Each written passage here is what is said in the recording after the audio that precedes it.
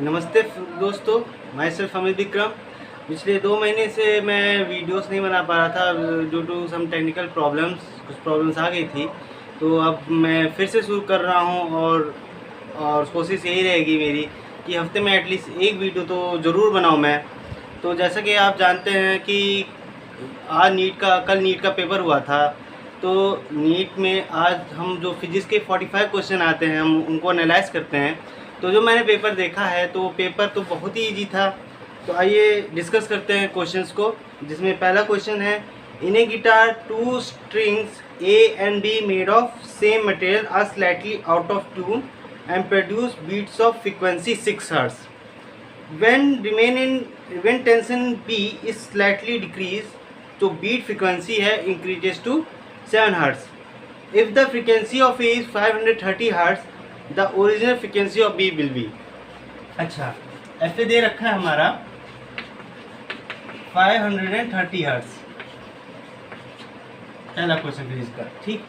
अब हम अगर 530 हर्ट्ज से देखें तो दो पॉसिबिलिटीज हैं, या तो +6 होगा क्योंकि जो इनिशियल बीट दे रखी है, या तो -6 हर्ट्ज होगा जो फाइनल बीट फ्रीक्वेंसी दे रखी है। तो दो पॉसिबिलिटी हैं, या तो 306 हर्ट्ज होगी बी की, या 524 हर्ट्ज होगी बीट बी की। अच्छा, अब क्वेश्चन में क्या कह रहा है कि जो इनिशियली बीट फ्रीक्वेंसी थी वो थी 6 हर्ट्ज, और हम जब टेंशन स्लाइटली डिक्रीज कर रहे हैं तो जो बीट फ्रीक्वेंसी हो रही है वो है 7 हर्ट्ज। तो दो पॉसिबिलिटी हैं, या तो बी की बढ़कर हो जानी चाहिए 537 हर्ट्ज, ठीक, तब बीट फ्रीक्वेंसी 7 होगी, या तो हो जानी चाहिए 523 हर्ट्ज जो तब बीट फ्रीक्वेंसी 7 होनी चाहिए। पर क्वेश्चन क्या कह रहा है, टेंशन स्लाइटली डिक्रीज, और जब टेंशन स्लाइटली डिक्रीज होता है तो फ्रीक्वेंसी भी टेंशन के साथ डिक्रीज होती है इस रिलेशन के अकॉर्डिंग। तो क्या हो जाएगा कि जब टेंशन डिक्रीज हो रहा है बी में तो फ्रीक्वेंसी भी डिक्रीज होगी। इसका मतलब क्या है, जो रियल आंसर होना चाहिए वो है 524 हर्ट्ज। तो original frequency F B equal to 524 hertz. तो अच्छा, तो ऑप्शन क्या बनता है, option correct option is D 4। तो फोर्थ ऑप्शन इज करेक्ट। अच्छा, अब दूसरा क्वेश्चन है, the increase in the width of the depletion region in a PN junction diode is due to. 4 option दे रखे हैं, both forward bias, reverse bias, increase in forward current, forward bias only, reverse bias only. तो सभी जानते हैं कि जो हमारा डिप्लेशन रीजन की विड्थ तभी बढ़ती है जब क्या कहते हैं, जब रिवर्स बायस हो। तो correct option is 4। Second question में ऑप्शन 4 इज करेक्ट, ठीक। तो ये दो क्वेश्चन के बाद अब हम आगे बढ़ते हैं। थर्ड क्वेश्चन क्या कह रहा है, थर्ड क्वेश्चन कह रहा है, the quantities of heat required to raise the temperature of 2 solid spheres of radius R1 and R2 where R1 equal to 1.5 R2 in bracket through 1 kelvin are in ratio. अच्छा, तो अब जो आप जानते हैं इस क्वेश्चन नंबर 3 है ये, तो जो हीट जो है प्रोपोर्शनल होती है रेडियस के पावर 3 के, ठीक, क्यों प्रोपोर्शनल तो आर की पावर 3। अब हम रेशियो लगाएंगे तो Q1 अपॉन Q2, ठीक है, equal to R1 upon R2 की होल पावर 3, ठीक। R1 क्या दे रखा है 1.5 R2 यानी 3/2 की power whole cube. Correct option is should be 27/8। तो 27/8 इज, तो करेक्ट ऑप्शन इज सी, ठीक। फोर्थ क्वेश्चन में क्या कह रहा है, a series LCR circuit is connected to an AC voltage support. अच्छा, source, when L is removed from the circuit the phase difference between current and voltage is pi/3. If instant C is removed from the circuit, the phase difference is again pi/3 current and voltage. The power factor of the circuit is। अच्छा, अब ये देखिए क्या कह रहा है, पहले तो जो है L रिमूव किया जा रहा है तो जो फेज डिफरेंस है pi/3 है, ठीक है। अच्छा, अब L की जगह अगर C रिमूव किया जाए तब भी फेज डिफरेंस pi/3 है, तो जो पावर फैक्टर होता है वो होता है equal to cos phi। where phi is phase difference, तो power factor is equal to cos phi, और phase difference क्या दे रखा है pi/3, तो cos pi/3, ठीक। तो ये क्या होगी वैल्यू 0.5। तो correct answer should be 0.5 and 0.5 is 4 option.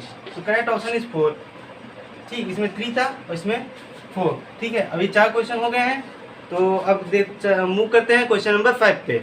अच्छा, तो क्वेश्चन नंबर 5 क्या कह रहा है, a ball is thrown vertically downward with a velocity of 20 metre per second from the top of a water, it hits the ground after some time with a velocity of 80 metre per second, the height of the tower is. अच्छा, इन्होंने क्या दे रखा है question number 5 में, final velocity दे रखी है 80 metre per second, initial velocity 20 metre per second, ठीक है, और हमें हाइट पता करनी कि किस साइड से बॉल गिराया गया था। तो वही थर्ड इक्वेशन लगा देंगे, V F equal to V I square plus 2GS 80 square equal to 20 square plus 2 G की वैल्यू 10 दे रखी है इंटू एस। सॉल्व आउट करेंगे तो आएगा 300 मीटर। ठीक, तो 300 मीटर किस में आ रहा है, ऑप्शन नंबर 2 में। Correct option is 2। अच्छा, फोर्थ क्वेश्चन की क्या बात कर रहा है, in Young's double experiment if the separation between coherent sources is half and distance of the screen from coherent source is double, then the fringe width will be। अच्छा, तो आप जब जानते हैं वाई क्या होता है, लैम्डा डी अपॉन 2D। तो जो distance between screen and coherent sources is double and distance between coherent sources is half, then what will be the next width. अच्छा, तो मान लीजिए ये वी एन आई है और ये इनिशियल है, ये इनिशियल है, ठीक। तो वाई फाइनल क्या हो जाएगा, Y N F equal to lambda D F upon 2DF, ठीक। अब इस और क्या कह रहे हैं, जो डी एफ है 2DI हो जाएगा और DI equal to 2 solve out करेंगे तो क्या हो जाएगा 4Y एंड I इनिशियल। तो यानी जो हमारी फ्रिंज विड्थ है वो 4 टाइम्स हो जाएगी। करेक्ट ऑप्शन शुड बी 1, ठीक। तो अब हम 6 क्वेश्चन कर चुके हैं, सॉरी क्वेश्चन नंबर 6 था, वो 6 क्वेश्चन हो गए हैं। तो अब मूव करते हैं क्वेश्चन नंबर 7 पे। तो क्वेश्चन नंबर 7 क्या कह रहा है, विच of the following graph represent the variation of resistivity temperature T for copper. तो कॉपर सब जानते हैं कंडक्टर होता है और कंडक्टर के लिए रेजिस्टिविटी ऐसे वेरी करती है, अगर ये रो ले लें और ये टेम्परेचर ले लें तो ये ऐसे वेरी करती है। तो कौन सा ग्राफ किस फिगर में ऑप्शन में दिया गया, ऑप्शन नंबर 1। तो ऑप्शन 1 शुड बी करेक्ट, ठीक है। फिर क्वेश्चन नंबर 8। अच्छा, क्वेश्चन नंबर 8 क्या कह रहा है, द फेज डिफरेंस बिटवीन नहीं बिल्कुल क्वेश्चन नंबर 8 इज, हाँ, a long solenoid of 50 metre centimetre length having 100 turns carries a current of 2.5 ampere, the magnetic field at the centre of solenoid is. ठीक है, तो आप सब फॉर्मूला जानते हैं, सेंटर ऑफ सोलेनाइड पर क्या होता है, V इक्वल टू यू सारे NI अपॉन L। ठीक है, वैल्यूज पुट कर देंगे, put the value get the answer into जो हमारा I दे रखा है वो 2.5 है, ये हो जाएगा 50। ठीक है, वैल्यूज पुट कर देंगे तो हमारा जो आंसर आएगा वो आ जाएगा 6.28 इंटू 10 की पावर माइनस 10 की पावर 4 टेस्ला। ठीक है, तो ये कौन सा ऑप्शन मैच कर रहा है, ऑप्शन नंबर सी। तो correct option should be C, यानी थर्ड ऑप्शन। तो हमारे 8 क्वेश्चन इस तरह से हो गए। तो आपने देखा इन 8 अभी तक की शुरुआत के 8 क्वेश्चन में कहीं कोई टफ क्वेश्चन नहीं पूछा जा रहा है। अगर फर्स्ट क्वेश्चन की बात करें, हाँ थोड़ा सा कंसेप्चुअल है, पर वो भी अगर जिसको पता होगा तो कर लेगा, क्योंकि सिंगल कॉन्सेप्ट लग रहा है और बहुत ही इजी क्वेश्चन है आए हैं अभी तक। तो चलिए आगे बढ़ते हैं क्वेश्चन नंबर 9। क्वेश्चन नंबर 9 क्या कह रहा है, light of frequency 1.5 times the threshold frequency is incident on A photo electric material, what will be the photo electric current if the frequency is half and intensity is double. अच्छा, आप सभी लोग जानते होंगे जो फोटो इलेक्ट्रिक करंट है वो intensity पर तो डिपेंड नहीं करता। ठीक है, तो अगर इंटेंसिटी चाहे हम डबल करें, चाहे हाफ कर दें, चाहे हम कई मल्टीपल टाइम कर दें, उससे कोई फर्क नहीं पड़ता। हमारा फर्क पड़ेगा कि फ्रीक्वेंसी से क्या फर्क पड़ रहा है। अच्छा, इनिशियली क्या हो रहा है कि जो जब हम 1.5 टाइम्स कर रहे हैं तो जो हम देखते हैं तो फोटो इलेक्ट्रिक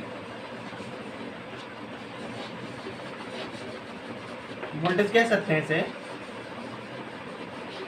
वो क्या होगा एच न्यू शुरुआत में, या हाँ H nu minus H nu nought.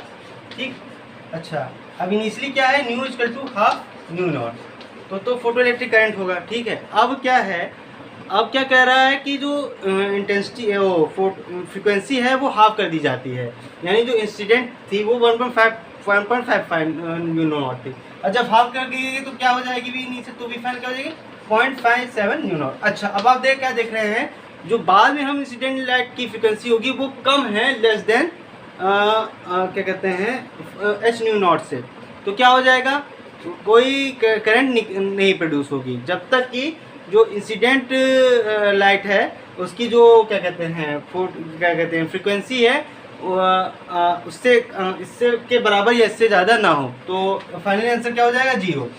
तो correct option should B second. ठीक, क्वेश्चन नंबर 10। क्वेश्चन नंबर 10 क्या कह रहा है, light A screw gauge has least count of 0.01 millimetre and there are 50 divisions in circular scale. The pitch of the screw gauge is। अच्छा, तो formula क्या होता है, आप pitch is equal to division into least count. ठीक, वही question है। तो डिवीजन क्या हो जाएगा, डिवीजन कितना दे रखा है हमारा 50 और लीस्ट काउंट क्या है 0.01, तो आंसर क्या हो जाएगा 0.5 mm। तो हमारी पिच क्या हो जाएगी 0.5 millimetre. Correct option should B 1। ठीक है, तो अभी तक हमारे 10 क्वेश्चन हो चुके हैं। तो अभी इन 10 क्वेश्चन में हमें कोई भी ऐसा क्वेश्चन तो मुझे तो नहीं लगा कि कोई क्वेश्चन टफ हो। चलिए आगे देखते हैं क्वेश्चन नंबर 11 पे। क्वेश्चन नंबर 11 क्या कह रहा है, 2 bodies of mass 4 kg and 6 kg tied two ends of a massless string. The string passes over a pulley which is frictionless. The acceleration of the system in terms of acceleration due to gravity is.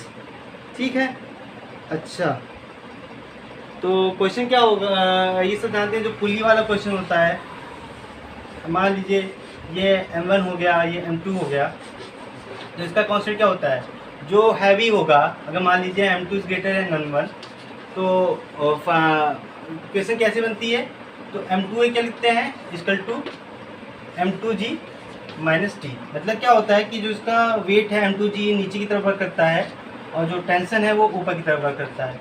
और m1 में T में भी क्या करता है, सी tension ऊपर की तरफ, m1g नीचे की तरफ। अच्छा, अब m2g एक्चुअली हैवी है, तो ये वाला नीचे गिरेगा, तो जो इसमें m2g नीचे की तरफ मोर इफेक्टिव होगा इन कंपेरिजन टू इधर क्या होगा, ये टेंशन मोर कंपेरेबल होगा या हाई होगा compare to this component of force m1g। तो m2 क्या लिख सकते हैं, m2 equal to m2g minus T. ये क्वेश्चन 1 हो गया। ठीक, m1 क्या हो गया equal to t minus m1g। ठीक है, अगर हम सॉल्व आउट करें तो a acceleration m1 plus m2 equal to g m1 minus m2 minus m1। ठीक है, m2 दे रखा है 6, m1 दे रखा है 4, तो ये हो जाएगा 10a, तो सॉल्व आउट करेंगे ये हो जाएगा 2a, तो एक्सीलरेशन क्या हो जाएगा g/5। ठीक है, तो करेक्ट ऑप्शन किससे मैच कर रहा है g/5, तो करेक्ट ऑप्शन शुड बी 1।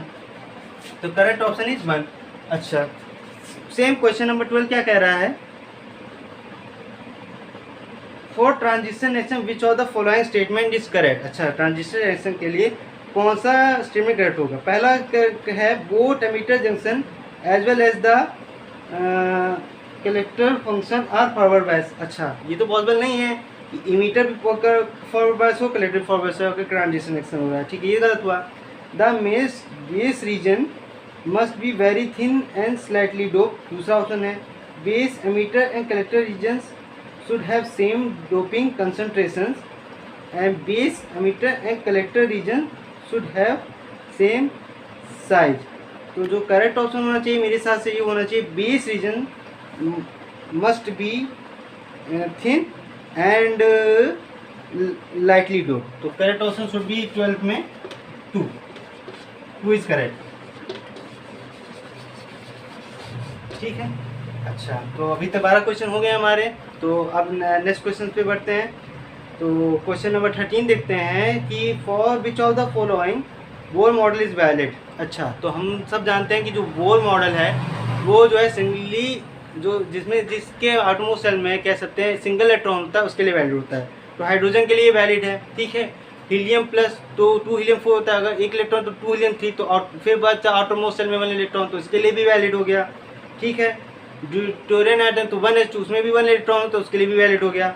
फिर बचता है सिंगली आयोनाइज्ड नियॉन एटम, तो नियॉन एटम में कितने होते हैं टोटल 10, तो अगर नियॉन प्लस कर दे तो आउटरमोस्ट शेल में कितने बचे, करीब 7 आते हैं उसमें, 7 या हम कहें तो 5 आ गए, 5 आ गए, तो इसमें सिंगल इलेक्ट्रॉन तो है नहीं, तो नियॉन प्लस के लिए वो एटम वैलिड नहीं है। तो 13 ऑप्शन में क्या हुआ, correct option is second is correct. ठीक है, तो अब तक हमारे 13 क्वेश्चन हो चुके हैं। अब हम क्वेश्चन नंबर 14 देखते हैं क्या है। तो 14 क्या कह रहा है, capillary tube of radius R is immersed in a water and water comes to in a height h. The mass of the water in a capillary is 5 gram. Another capillary tube of radius 2r is immersed in water. The mass of the water will be rise in this tube is equal to। अच्छा, तो इसके case में जो formula होता है वो होता है h is equal to 2t cos theta upon rho G R. ठीक है, तो यहाँ हमने मास से डिपेंड करना है, तो यहाँ पर जो हाइट है वो रेडियस के इन्वर्सली प्रोपोर्शनल होती है। अच्छा, अब जो मास है वो जानते हैं डेंसिटी इंटू वॉल्यूम, तो डेंसिटी क्या होगी, pi r square h into rho. ठीक, अच्छा, जो हाइट है तो वो क्या हो गया, एच प्रोपोर्शनल टू आर, तो एम प्रोपोर्शनल टू आ जाएगा आर। तो जो मास है वो रेडियस के प्रोपोर्शनल है, मतलब अगर हम एक स्ट्रेट लाइन देखें तो मास जो है लीनियरली चेंज होगा विद रेस्पेक्ट टू रेडियस। तो जब क्या कहते हैं, हमारा जो मास था पहले इनिशियली 5 ग्राम था, अब जब हमने रेडियस को 2r कर दिया तो मास भी डबल हो जाएगा, यानी कि हमारा जो फाइनल मास आएगा वो तो m इनिशियल था 5, तो m फाइनल क्या हो जाएगा, जैसे रेडियस डबल हुई तो मास भी डबल, तो m फाइनल क्या हो जाएगा 10 ग्राम। तो correct option should B 1 option is correct. ठीक, अब क्वेश्चन नंबर 15 में क्या कह रहा है, The ratio of contribution made by electric field and magnetic component for intensity as electromagnetic wave is। अच्छा, तो जो हम सभी जानते हैं जो इंटेंसिटी का कंट्रीब्यूशन होता है वो चाहे इलेक्ट्रिक वेव हो चाहे मैग्नेटिक वेव हो, दोनों का कंट्रीब्यूशन सेम होता है। अगर हम दोनों का रेशियो भी देखें तो वो भी इक्वल होता है। तो यहाँ भी जो ऑप्शन है वो क्या कहते हैं, हम कह सकते हैं कि इक्वल होगा, तो यानी तो ये हो जाएगा 1:1। तो correct option should B D, option D is correct या ऑप्शन 4 इज करेक्ट।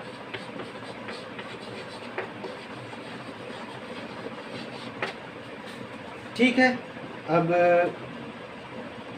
हमारे 15 क्वेश्चन हो चुके हैं, यानी 1/3 मैंने अब तक बता दिए हैं। तो हम नेक्स्ट क्वेश्चन पे बढ़ते हैं। नेक्स्ट क्वेश्चन क्या कह रहा है, in an iron rod of susceptibility 599 is subjected to an electric magnetised field of 1200 ampere metre inverse, the permittivity of the material of the rod is. अच्छा, तो जो क्वेश्चन हमने देख लिया है, तो जो हमारा जो क्या कहते हैं, इस तरह से हमें ये दे रखा है U, तो फॉर्मूला था U equal to U0 1 plus जाई। यहाँ परमिटिविटी क्या देख रही है 599। ठीक है, तो 599 लिख देंगे तो U equal to U0 1 plus 599, तो U इक्वल टू 600 U0। ठीक, और U0 क्या दे रखा है, U0 हमारा दे रखा है 4 पाई, U0 हमको सब तो 4 पाई इंटू 10 के बाद, तो 600 इंटू 4 पाई इंटू 10 की पावर -7। तो हम सॉल्व करेंगे तो आ जाएगा 2.4 पाई इंटू 10 की power -4 tesla metre ampere inverse. तो करेक्ट ऑप्शन कौन सा आ रहा है, करेक्ट ऑप्शन शुड बी 3, तो ऑप्शन सी इज करेक्ट।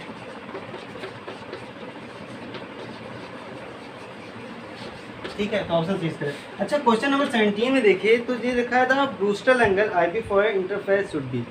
तो ये जो क्वेश्चन है ये थोड़ा सा मुझे लग रहा है इनकम्प्लीट है, बिकॉज जो ब्रूस्टर एंगल होता है वो तभी कहा जाता है, वो मैक्सिमम एंगल होता है जिस पर जो है जो हम सेकंड जब मीडियम देते हैं तो उसके लिए जो सेकंड मीडियम के लिए जो एंगल हो जाए वो 90 डिग्री हो जाए। तो मुझे कुछ सॉरी, जो IB प्लस आर होता है, मतलब जो रिफ्रैक्टिव एंगल होता है, तो IB प्लस आर ये सब मिलाकर 90।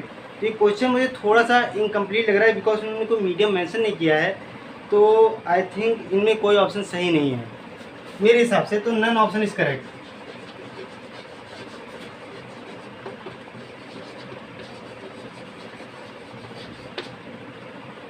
अच्छा, नेक्स्ट क्वेश्चन क्या कह रहा है? नेक्स्ट क्वेश्चन अब हम देखते हैं, the phase difference between displacement and acceleration of A particle in a simple harmonic motion is. अच्छा, अब हम जानते हैं कि अगर एक्सट्रीम मोशन का कोई एग्जांपल है y equal to A sine omega T, तो जब हम दो बार से डिफ्रेंशिएट करेंगे तो एक्सीलरेशन हो जाता है equal to minus omega square X. तो यहाँ x क्या है डिस्प्लेसमेंट, ए क्या है एक्सीलरेशन।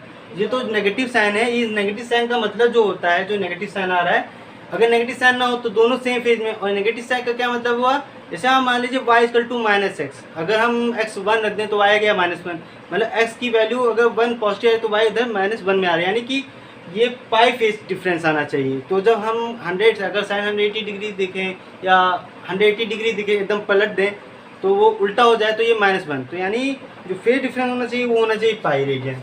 तो correct option should be C, option C is correct. तो पाई रेडियन का डिफरेंस आएगा और ऑप्शन सी 3 इज करेक्ट। तो ऑप्शन 3 इज करेक्ट इस क्वेश्चन, ऑप्शन 3 इज करेक्ट इस क्वेश्चन नंबर 18। अच्छा, क्वेश्चन नंबर 19 में क्या कह रहे हैं, 2 particle of mass 5 kg and 10 kg respectively are attached to 2 ended of a rigid rod of length 1 metre with negligible, the centre of mass of the system from 5 kg particle is nearly at a distance of. अच्छा, अगर question number 19 देखें तो for mass m1 क्या होना चाहिए, अगर हम m1 5 kg ले रहे हैं तो सेंटर ऑफ मास क्या होना चाहिए, तो जो सेंटर ऑफ मास होना चाहिए is m2r upon m1 plus m2। ठीक, तो जो मतलब अगर हम मास m1 के लिए देख रहे हैं तो m2 यहाँ पे क्या दे रखा है 10 kg और r क्या दे रखा है 1। ठीक, तो अगर सेंटर ऑफ मास लेना है तो सेंटर ऑफ मास क्या हो जाएगा for m1 equal to 10 into 1 upon 10 plus 5, यानी कि सेंटर ऑफ मास क्या हो जाएगा 2/3 मीटर, या अगर हम नियरली कहें तो 67 सेंटीमीटर। तो करेक्ट ऑप्शन क्या हुआ इसमें, इस केस में correct option is 1 is correct. पहला ऑप्शन इसमें करेक्ट बन गया। ठीक है, अब क्वेश्चन नंबर 20। क्वेश्चन नंबर 20 क्या कह रहा है, spherical conductor of radius 10 centimetre has a charge of 3.10 into 10⁻⁷ distributed uniformly. What is the magnitude of electric field 15 centimetre from the centre of sphere. अच्छा, मान लो कोई स्फीयर है जिसकी रेडियस 10 सेंटीमीटर है, ठीक है, और ये पूछ रहा है 15 सेंटीमीटर, यानी हमें इसके बाहर पूछ रखा है। ठीक, अच्छा, इन केस जब हम आउटसाइड ये कोई स्फीयर हम इलेक्ट्रिक फील्ड लेते हैं तो फॉर्मूला क्या होगा, और ई आउटसाइड, ई आउटसाइड मतलब ई आउटसाइड के जब जो हमारा गिवन पॉइंट हो या गिवन डिस्टेंस हो वो रेडियस से ज़्यादा हो, तो ई फिर फॉर्मूला क्या हो जाए, E outside equal to 1/4 epsilon q upon r square. Simple सा फॉर्मूला। तो अगर हम वैल्यूज पुट कर देंगे तो आना चाहिए 9 × 10⁻9 इंटू 4 दे रखा है 3.2 इंटू 10⁻⁷, और आर है 15, यानी 15 इंटू 10⁻⁻² का होल स्क्वायर। अच्छा, तो सॉल्व आउट करेंगे तो आ जाना चाहिए, सॉल्व आउट करेंगे तो आ जाएगा आपका, अगर हम पावर देखें तो ये 9 इंटू 3.2 इंटू 10⁻² इंटू 10⁻⁴ अपॉन 225। ठीक, तो 9 इंटू 3.28 ये करीब हो जाएगा 28.8, और 28.8 to 288 यानी कि 1.28 इंटू 10⁵। ठीक है, 1.28 इंटू 10⁵ क्या कहते हैं, हमारा हो जाएगा न्यूटन पर कूलम। ठीक है, तो ये कौन सा ऑप्शन में आ रहा है, ये ऑप्शन में आ रहा है ऑप्शन नंबर 4। तो ऑप्शन 4 इज करेक्ट। तो 10⁻9 हाँ, तो 28.8 15 इंटू 10⁻²। ठीक है, तो ये हमारा आ जाएगा 1.2 इंटू 10। तो ऑप्शन 4 इज करेक्ट। तो हमारे 20 क्वेश्चन हो चुके हैं।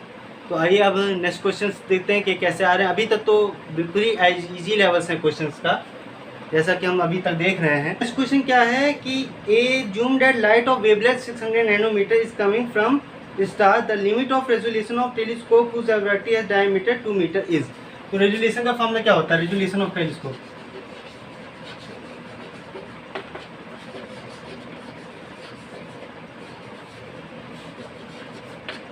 1.22 लेमडा अपॉन डी।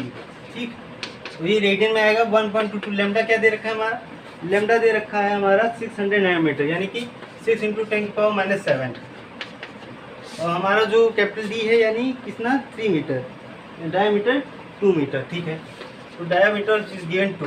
तो अब हम सॉल्व आउट करेंगे तो आगे आ जाएगा 3.66 × 10⁻⁷ रेडियन। तो ये करेक्ट ऑप्शन है। तो 3.66 × 10⁻⁷ रेडियन किस ऑप्शन में आ रहा है, ऑप्शन नंबर 3। तो ऑप्शन 3 इज करेक्ट। ठीक है, question number 22। A charged particle having drift velocity of 7.45 × 10⁻m/s in an electric field of 3 × 10⁻10 volt meter inverse has a mobility of। अच्छा, तो जब ये क्या कहते हैं, हमें मोबिलिटी पूछ रहा है तो इजी क्वेश्चन है। तो मोबिलिटी का फॉर्मूला क्या होता है, बहुत ही easy question. Mobility equal to V/E। Velocity क्या दे रखा है हमारा, वेलोसिटी हमारा क्या दे रखा है 7.5 × 10⁻⁻4। इलेक्ट्रिक फील्ड किसमें है 2.5, इलेक्ट्रिक फील्ड है 3 × 10⁻10।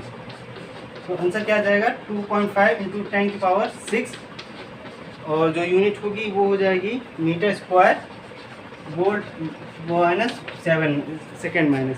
तो ये हो जाएगा करेक्ट ऑप्शन इज 4। तो 4 इज करेक्ट।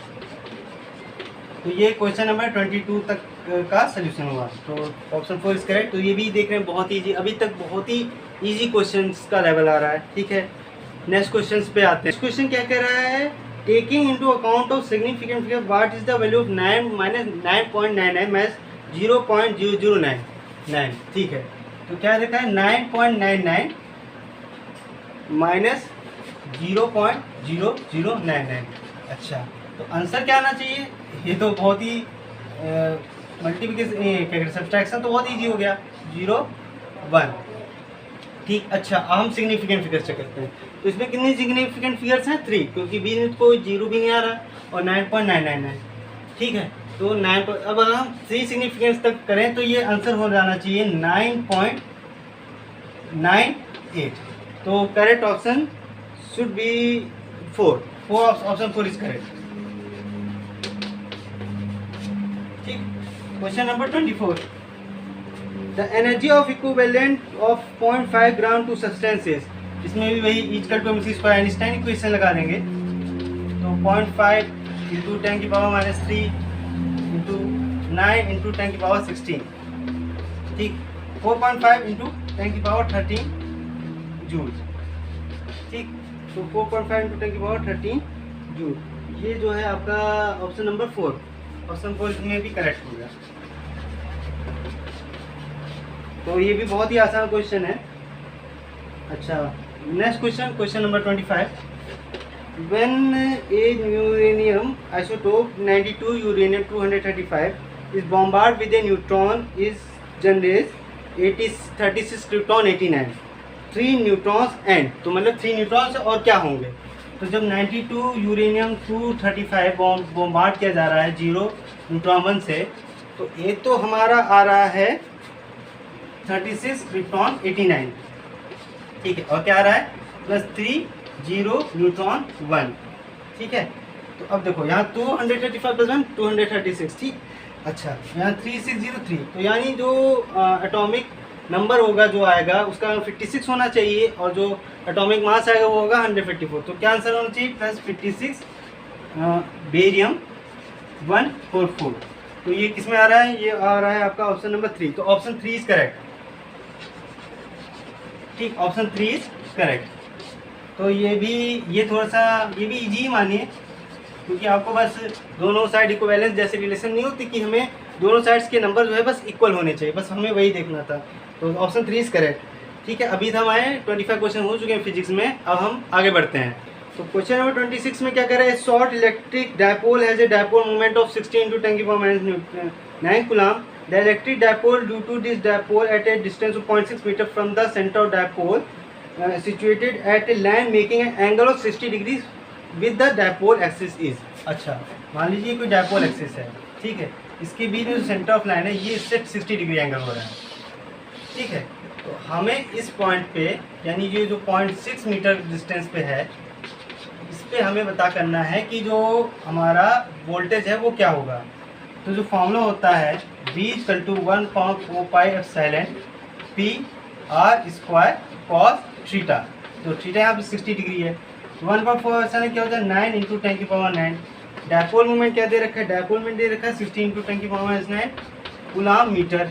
और डिस्टेंस क्या है 0.6 मीटर, जिसका हम इसको क्या कहते हैं स्क्वायर कर देंगे। और कॉस थीटा क्या है, कॉस 60 यानी कॉस 60 क्या होता है 1/2।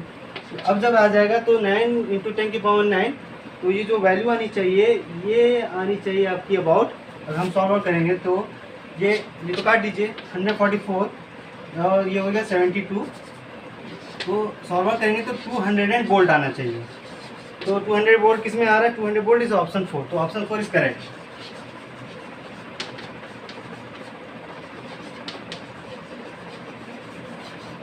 तो ये थोड़ा सा टिपिकल क्वेश्चन मान सकते हैं, पर ये है कि अगर ये जिसने पढ़ा होगा, क्योंकि हम जब इंटर में पढ़ते हैं तो एक तो ये क्या कहते हैं, एक तो एक्सियल पोजीशन दी जाती है, एक तो परपेंडिकुलर पोजीशन ऊपर की तरफ।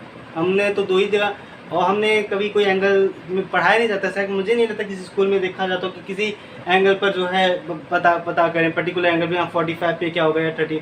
ये थोड़ा टिपिकल मान सकते हैं, पर हाँ अगर जिसने पढ़ा होगा तो इसके लिए क्वेश्चन बहुत ईजी है, अदरवाइज़ तो फिर नहीं होना है। पर हाँ ये जिसने पढ़ा है कि एट एंगल थीटा क्या होना चाहिए इलेक्ट्रिक फील्ड एंड पोटेंशियल, तो उसके लिए भी ये ईजी है ना। आगे बढ़ते हैं। अच्छा, क्वेश्चन नंबर 26।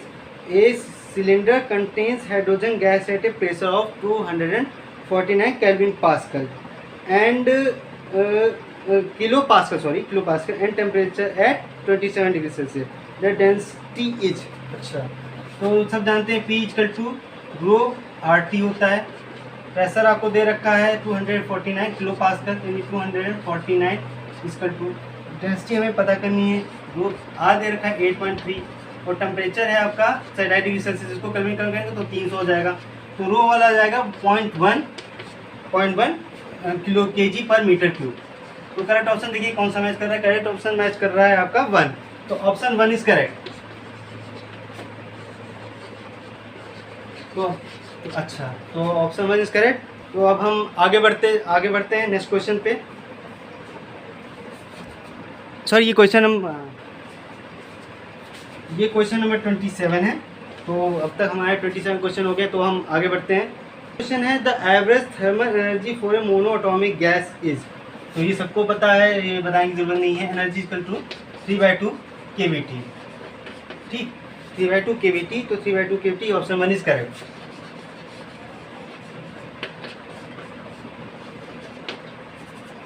क्वेश्चन नंबर 29 पे आते हैं। अच्छा, ये दे रखा है the colour mode of resistance is given below.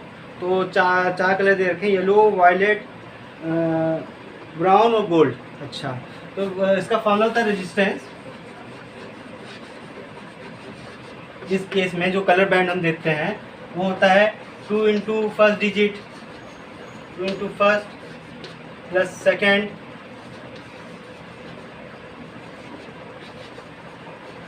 Into multiplier, कुछ ऐसे है, इंटू मल्टीप्लायर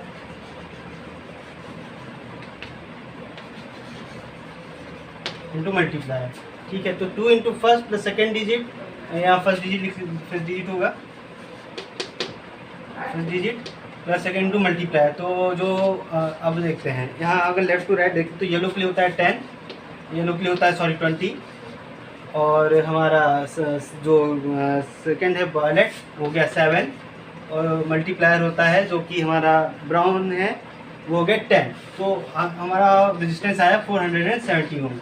ठीक है, और एक्चुअली जो कि लास्ट में गोल्ड ले रखा है, तो जो हमारा क्या कहते हैं टॉलरेंस है उसके, तो गोल्ड के लिए होती है 5%। ठीक है, तो हमारा क्या हो गया 470 ओम और टॉलरेंस 5%। तो option should B correct, option should B second is correct. ठीक है, नेक्स्ट क्वेश्चन नंबर 30। ये गेट का क्वेश्चन है, ये शायद ना इससे ना परिचित हों, तो अभी हम ये अभी 29 तक ये देखिए, फिर हम अभी 30 पर आगे बढ़ते हैं। था कि गेट हमारा दे रखा है, ठीक है, एक गेट हमारा दे रखा है जिसकी हमें ट्रुथ टेबल निकालनी है। तो ये ऐसे कोई गेट है, क्वेश्चन नंबर 30 का ध्यान से देखें, ठीक। ये बी है, ये नॉट गेट का सिंबल होता है, और ये ऐसे जब हम निकालेंगे तो ये ऐसे ये है नॉट गेट का सिंबल, ठीक। अच्छा, अब हम जब ए और बी को इससे पास करें तो ये हो जाएगा ए बार, ये हो जाएगा बी बार, क्योंकि नॉट गेट है तो ए का ए बार मतलब नेगेटिव। अब ए बार बी बार को इधर करेंगे तो ये नॉट गेट का टेबल है, तो और क्या हो, तो ये हो जाएगा output y equal to A bar plus B bar, उसके ऊपर से फिर बार, क्योंकि ये नॉर है तो अगर बार होता तो ए बार प्लस बी बार करते। अब इसको हम सॉल्व करेंगे तो ये आ जाएगा A bar A B bar B, y equal to A B. तो ये किसका सिंबल है, एंड गेट का, ठीक। तो ऑप्शन सी आ रहा है ये ट्रुथ टेबल में, option C is correct, because AND gate का आप जानते हैं कि जब हम 1 1 रखेंगे तभी आउटपुट बनाएगा, अगर हम ए बी 0 रखते हैं, दोनों 0 रखेंगे तो आउटपुट 0 आएगा, ठीक है। तो क्वेश्चन नंबर 30 का। अच्छा, क्वेश्चन नंबर 31 क्या कह रहा है, क्वेश्चन नंबर 31 कह रहा है a resistance wire connected in the left gap of a metre bridge balances से 10 ओम resistance in the right gap of a point which divides the bridge was in ratio 3:2. If the length of the resistance wire is 1.5, the length of 1 ohm of the resistance wire is, ठीक। तो formula क्या होता है, R upon S, जो दे रखा है 3/2 ratio में। अच्छा, और ये क्या दे रखा है, अब हम इससे करेंगे तो R equal to 3/2 into S, S हमारा दे रखा है 10 ओम, तो आ जाएगा 15 ओम, ठीक। तो 15 ओम हमारा किसका आया, 15 ओम आया हमारा 1 मीटर वायर का, 1 मीटर वायर का हमारा रेजिस्टेंस आ रहा है 15 ओम। अगर हम 1.5 ओम का निकालेंगे तो 1.5 ओम का आएगा 1/15 इंटू 1.5, ये करीब आ जाएगा 0.1 मीटर। तो 0.1 मीटर किस में आ रहा है, 1 इंटू 10⁻⁻1। तो ऑप्शन डी इज करेक्ट, या ऑप्शन 4 इज, या ऑप्शन डी इज करेक्ट। इसमें ऑप्शन 3 लिख दीजिए, इसमें ऑप्शन 4, ठीक। तो ये option 4 is correct in question number 31, ठीक है। अब हम आगे बढ़ते हैं। In question number 32 find the torque about the origin when a force of 3 cap J newton act on a particle whose position वेटेज 2 कैप के। तो यार आप सबको पता है, इससे बहुत ही आसान सवाल है, torque equal to vector R cross F होता है, ठीक। और ये आर की पोजीशन क्या दे रखी है, 2 कैप के, और फोर्स की 3 कैप हमको लग रहा है जे। तो कैप क्रॉस कैप के आई होता है -6 कैप आई न्यूटन मीटर, ठीक है। तो ये ऑप्शन नंबर फर्स्ट मैच करेगा, फर्स्ट इज करेक्ट। तो ये यहीं पे हो गया खत्म। 33 पे आते हैं। A wire length L of cross section area is hanging from a fixed rod. The length of the wire changes to L1 when mass arm is suspended from its free end. The expression for यह model is, सबको पता है y equal to क्या होता है, mgl upon a into delta L. तो जब मास m जो है लगाया जाता है तो नई लेंथ आती है L1, तो आंसर क्या हो जाएगा mgl, तो चेंज क्या आ गया L1 माइनस एल, तो ये L1 माइनस एल। तो ये करेक्ट ऑप्शन कौन सा है, correct option is second option is correct. तो ये भी आसान, बहुत इजी क्वेश्चन है। Question number 34, a 40 microfarad capacitor is connected to a 400 volt 15 hertz supply. The RMS value of current in the circuit is nearly. अच्छा, RMS current की क्या होती है, RMS equal to V upon Z, और ये 1/√2, ठीक है।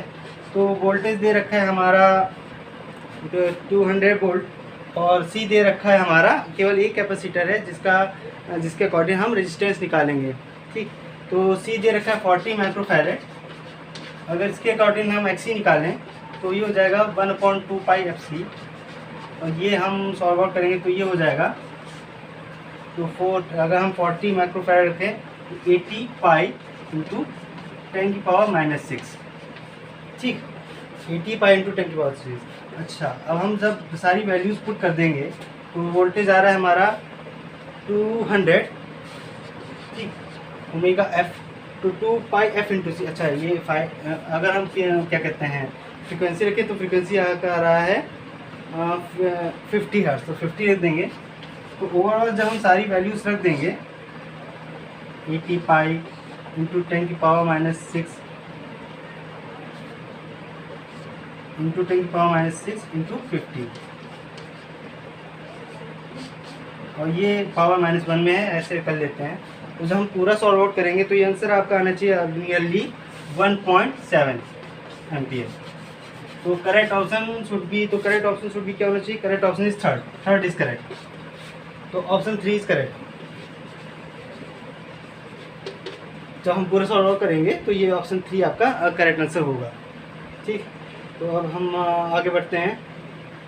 Body weighs 22 newton on the surface of the earth, what is gravitation force on it at height equal to half the radius of the earth. मतलब earth के जो surface है उससे अगर रेडियस ऑफ हाफ डिस्टेंस पे जाएं तो हमें क्या वेट मालूम होगा। तो ये जब हम आते हैं तो जी डैश होता है equal to G 1 plus H upon R E का whole square.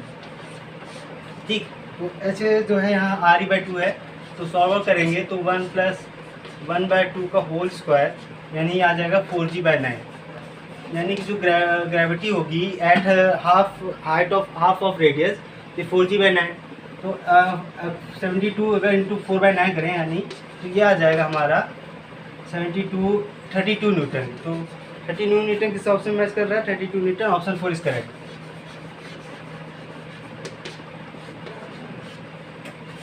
Question number 36, an electron is accelerated from a rest through a potential voltage of V if the de Broglie wavelength of the electron is 1.22 cm to 10 की power 2 nanometre, potential difference ही। तो ये formula होता है lambda equal to H upon √2m E V. ठीक, अच्छा, और हमें क्या निकालना है? हमें निकालना है पोटेंशियल डिफरेंस। तो अगर हम पोटेंशियल डिफरेंस करते हैं तो V equal to H square upon lambda square into 2m। Solve out करेंगे तो ये लगभग आ जाएगा V इक्वल टू 10 की पावर 4 वोल्ट। अगर हम सारी वैल्यूज रखेंगे तो 10 की पावर 4 वोल्ट। ये आपका आंसर है, option number second is match, second is correct. ठीक, अब फिर हम अब आगे बढ़ते हैं।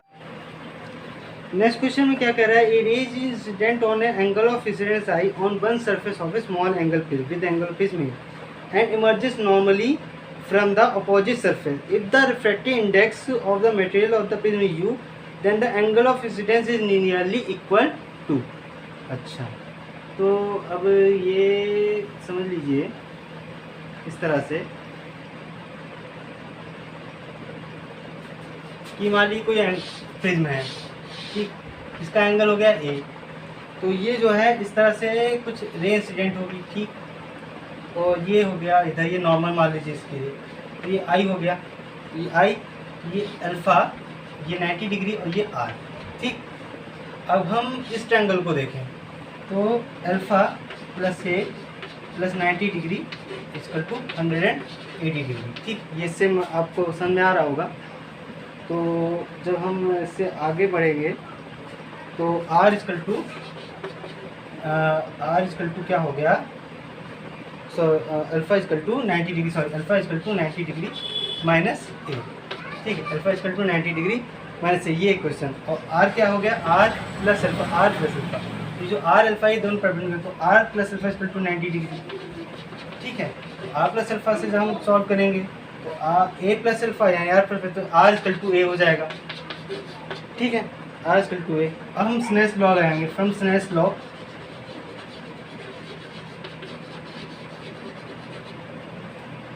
u1 sin i equal to u2 sin i। तो 1 sin i equal to u psi a। ठीक है, और दोनों बिल्कुल बहुत ही स्मॉल एंगल हैं, तो 1 क्या हो जाएगा? 1 equal to u i a। तो u i हमारा क्या आ जाएगा? 1। तो u i इक्वल टू जब 1 आ रहा है तो u i जब इक्वल टू 1, तो हमारा correct option should be first. तो ऑप्शन 1 इज करेक्ट। ठीक, अच्छा, नेक्स्ट क्वेश्चन में क्या कह रहा है? In question number 38 the solid which have the negative temperature of coefficient resistance are. तो सभी जानते हैं ये होता है semi conductors.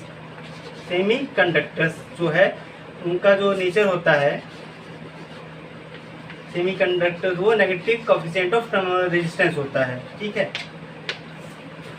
Negative temperature coefficient of resistance होता है। तो ये हो गया सेमी कंडक्टर। ऑप्शन 1 इज इसमें भी करेक्ट, ऑप्शन 1 इज करेक्ट, ठीक है। अच्छा, और नेक्स्ट क्वेश्चन है क्वेश्चन नंबर 39।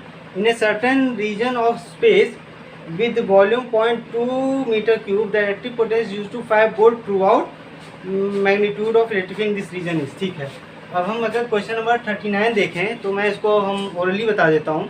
तो जो क्वेश्चन नंबर 39 है तो आप सभी जानते हो जो इलेक्ट्रिक फील्ड होता है वो डेरिवेटिव ऑफ पोटेंशियल होता है विद रिस्पेक्ट टू आर, ठीक है। तो जो पोटेंशियल है हमारा जो वो throughout the region constant है यानी 5 वोल्ट है। तो जब थ्रू आउट कॉन्स्टेंट 5 वोल्टेज है तो जो हमारा डेरिवेटिव पोटेंशियल है वो जीरो हो जाएगा। तो जब डेरिवेटिव पोटेंशियल तो इलेक्ट्रिक फील्ड भी हमारी जीरो हो जाएगी।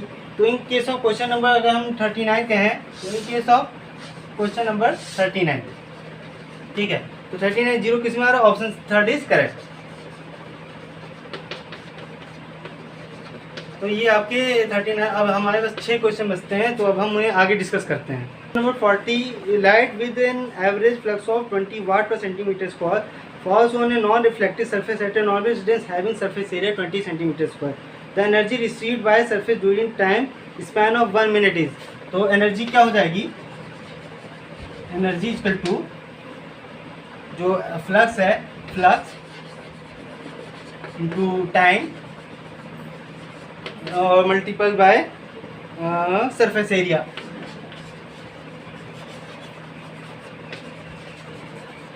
तो equal to 20 into 20 into 1 minute यानी 1 मिनट 60 सेकेंड। तो 2 टू द 4 4 6 द 24 इंटू 10 की पावर 3 जूल। तो ये आंसर हो जाएगा आपका। तो ये कौन सा ऑप्शन है, ऑप्शन नंबर 1 इज करेक्ट, ठीक है। नेक्स्ट क्वेश्चन पे बढ़ते हैं। द कैपेसिटेंस ऑफ ए कैपेलर के tipper in air medium is 6 microfarad. With the integration directing medium, the capacitance becomes 30 microfarad. The permittivity of the medium is, अच्छा, तो ये सभी जानते हैं। Question number 44। तो जो C dash equal to K C0 से देखें तो जो C0 है वो 6 और C डैश हो जाती 5। अगर K निकालेंगे तो K हो जाएगा 30/6 यानी 5।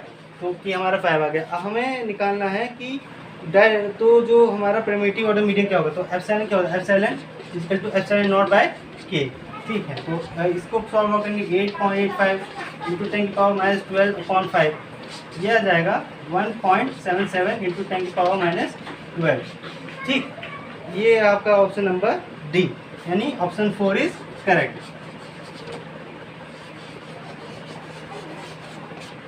ठीक है। अब हम जो है आगे बढ़ते हैं। अगर क्वेश्चन नंबर 42 में करना है तो क्वेश्चन नंबर 42 को भी मैं ओरली बता देता हूँ। आपको दे रखा है जूल में 10 की पावर माइनस 20 जूल, ठीक है। तो 10 की पावर माइनस 22 जूल है और उसमें करना कुछ नहीं है। अगर जब हम इलेक्ट्रॉन वोल्ट में कन्वर्ट करते हैं तो जब किसी जूल से जब हम इलेक्ट्रॉन वोल्ट में कन्वर्ट करते हैं तो उस क्वान्टिटी को हम 1.6 इंटू 10 की पावर माइनस 19 से डिवाइड कर देंगे। तो आपका जो आंसर आएगा इन क्वेश्चन नंबर 42 मैं कर दे रहा हूँ तो वो आना चाहिए 0.06 इलेक्ट्रॉन वोल्ट। तो ये जो ऑप्शन है ये आपका 1, तो 1 इज करेक्ट, ठीक है। तो 0.06 तो ये भी आसान क्वेश्चन, वैसे आपको कन्वर्जन पूछ रहा है कि जो जूल में दे रखा है आपको इलेक्ट्रॉन वोल्ट में बताना है। 42 पे डायमेंशन ऑफ स्ट्रेस है, तो स्ट्रेस यानी फोर्स, स्ट्रेस यानी प्रेशर। तो प्रेशर क्या होता है in question number 43, pressure equal to force upon area, ठीक है। फोर्स की डायमेंशन क्या होती है ml t-2 और एरिया की l की पावर स्क्वायर। सॉल्व करेंगे m(l-1 t-2), तो ये क्या हो जाएगा, ये हो जाएगी डायमेंशन आपकी सेकंड। तो ऑप्शन 2 इज करेक्ट, ठीक है, नो डाउट। फिर अच्छा 44 में क्या हो रहा है कि 2 cylinders A and B of equal capacity are connected to each other by a stop clock. A continuous and ideal gas at a standard temperature and pressure B is completely, B को खाली कर दिया गया। The entire system is thermally insulated. The stop clock is suddenly opened. The process is, अच्छा, जब stop clock खोली जा रही है तो क्या हो रहा है इस केस में जो है टेम्परेचर में कोई चेंज नहीं आ रहा है। तो जब टेम्परेचर में कोई चेंज नहीं आया तो एक प्रोसेस चलाती है आइसोथर्मल, तो प्रोसेस हो जाएगी आइसोथर्मल, ठीक, आइसोथर्मल। तो ये option number 3 is correct in case. Last question, question number 45, the mean free path for a gas with molecule diameter d and number density and can be expressed as, तो सबको पता है होता है mean free path equal to 1/√n π/d², ठीक, ये सबको पता है। ऑप्शन इसमें 4 इज करेक्ट। तो इस तरह से ये नीट का पूरा सोल्यूशन मैंने कर दिया है। तो अब अगर मेरे में कुछ भी अगर गलती आए तो प्लीज़ करेक्टिफाई कीजिए कमेंट में। अगर कोई कहीं भी आपको लगता है कि किस क्वेश्चन में दूसरा ऑप्शन होना चाहिए, जो मेरे बताया हुआ ऑप्शन नहीं आ रहा है, तो प्लीज़ हमें कमेंट में ज़रूर बताइएगा। आज सबका बहुत बहुत धन्यवाद, नमस्ते।